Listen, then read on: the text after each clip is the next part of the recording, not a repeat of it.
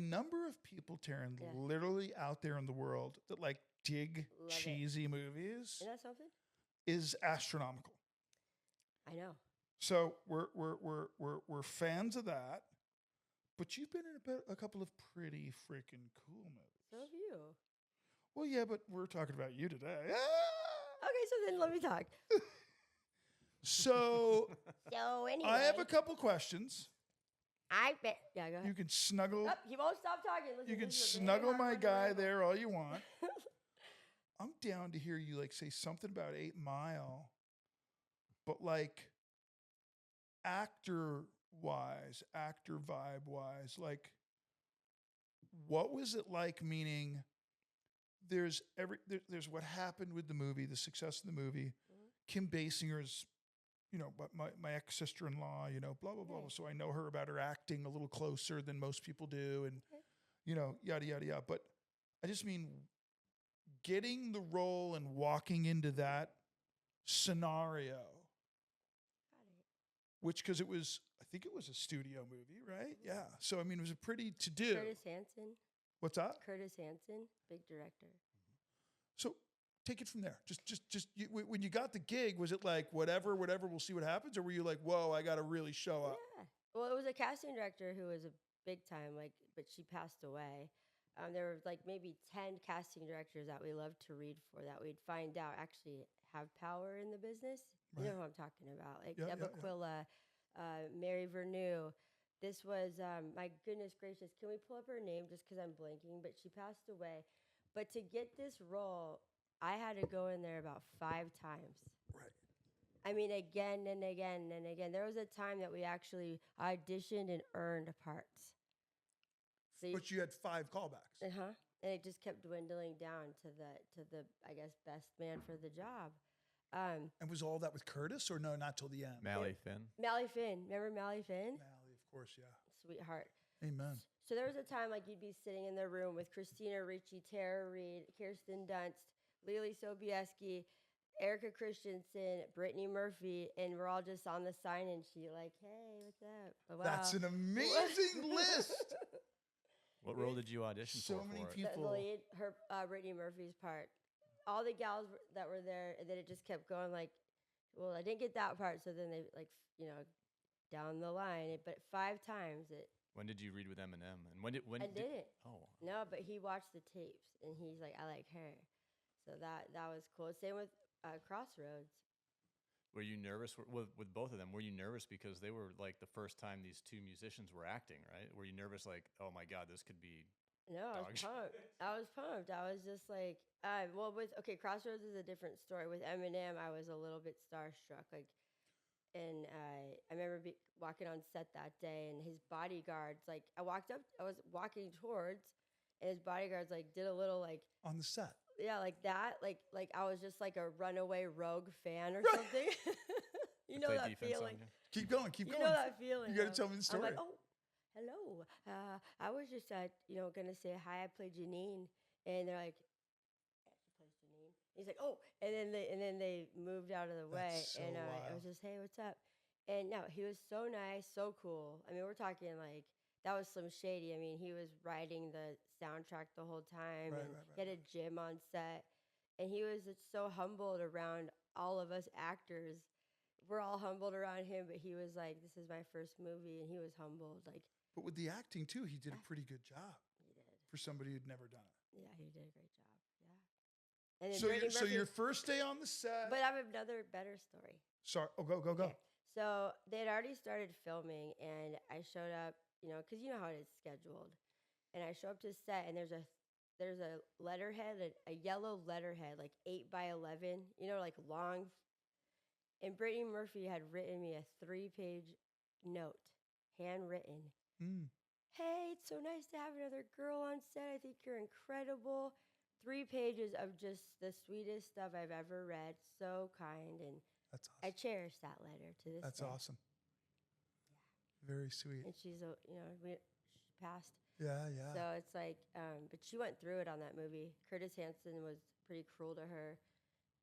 She was a little bit insecure because they, trying to be like the lead pretty woman and all that. And like, she also had a tendency not to come out of her trailer on time, and so there was a lot of riff-raff going on too, as it does.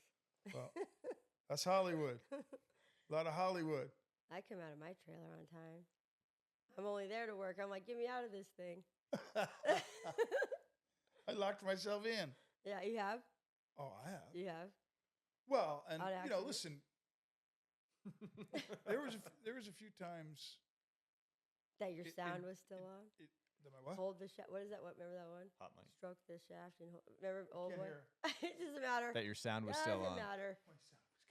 My Doesn't microphone was matter. turned off. You know when you're like, ooh, that's right. No, there was a couple times when I was in international situations on independent films where I had to look at at a dude named Hans and go, bro, you've like broken all the rules working me here because like I'm in Bulgaria. Oh. So now you're talking out your ass because you're telling me you're bringing me in tomorrow like early again. Pushing your call, force call. And here's the problem there, Hans. I'll come in the morning, but once I get in my trailer, I ain't coming out. So you just, that hour's on the other And you side. can kiss my ass in Macy's window, Hans. If you know what I'm What was saying the there, point of fella. that? What was the point of that, though? What's that? Like, if you were just gonna punish him on the other side, Yeah. did you just want that $1,000 for the forced call? Well, Because you're just gonna go to the it'd other. be one thing to get the $1,000. But It'd be you're just- another thing if they say to themselves, "We're We going to do didn't it to need you him. 13 days in a row." Do what? So- Oh no, But that's yeah, terrible. yeah. You get to some places and they're exhausted. just like, Yeah. doesn't matter who you are. Well, just money They talks. try. Right. And you're They just try to overwork exhausted. you. Yeah. But sometimes they just call you in because they don't know what they're doing. They're a bunch of chickens with their heads cut off. You're like, can I run the set for you? Because I could tell you she didn't need to be in yet. Because a lot of times they're first time directors, and we've done, and it's so That could be sweet. the worst.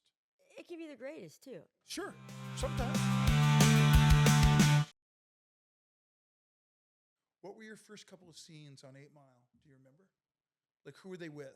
Oh, Eminem. I only had scenes with him, with Marshall Mathers. Most of your stuff was just with him. Only, yeah. It's when I went and like I went in and accused him of like I'm pregnant and you're leaving me. Right. Everyone booed you off stage last night. He's like, get out of here, get out of here, Janine. And I'm like, oh yeah, But I was just like, yeah, I did it again. And there was a time that you could do like 10 takes. Right. Like they would let And you. how Now was it's like Curtis with all that? Was he fun with his direction? Yeah, but he just wanted it several different ways, which I Right. love to do. Right. Yeah, I love to do. I'm like, what else? Do it crying, do it laughing, like. Or I'm switching gears. Well, hold Oh. on, real quick. I'm switching gears. Hold on, real quick. Did you get to talk to him about your character? Did he give you any insight on it? Just Curtis. No, it was Curtis. But I have another story from there. I'm listening. So at that time, I was 22 about, and I had a band with my brother. Right. And I would leave my trailer door open and bump my music because there's a lot of downtime. Right. And I would just have my music just bumping out. Like there's a time that you're just like, so hope someone hears it. So Mark LaBelle, his road manager, came walking by. Hey Taryn, what are you listening to? Oh, nothing, just me, my band, just flagrant. And he's like, oh yeah, that's cool. Can I show it to Marshall? And I'm like, yeah. So I take this CD out of the player. He shows it to him, and then Marshall Mathers loved it and wanted to sign us and then put a song on the soundtrack. I met with Jimmy IV, and I mean, the whole shebang. It became about like my music, which is my first love. I couldn't believe it.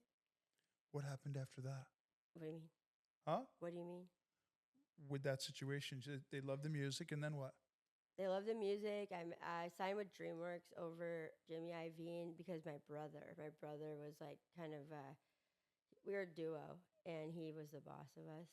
Right. And he's like, we don't need to be put on. We're the golden child. We don't need Marshall Mathers. I'm Yeah. like, please, Kellen, please. But he's like, no, I do. He wasn't into it? No, he wanted to just sign without being put on, Right. But he still put this song on the soundtrack, our song, that he loved. Because Brittany Murphy and him, like, I don't know if they were just chilling, but he said he played it every night on the way home. Ah! I know, so, yeah, those are good memories. Like That's like, dope. Yeah, I like That's that. an And- awesome freaking story. This twisted tail, I've been through the bridge we set sail. Get guilty pleasures misunderstood. It's so bad it's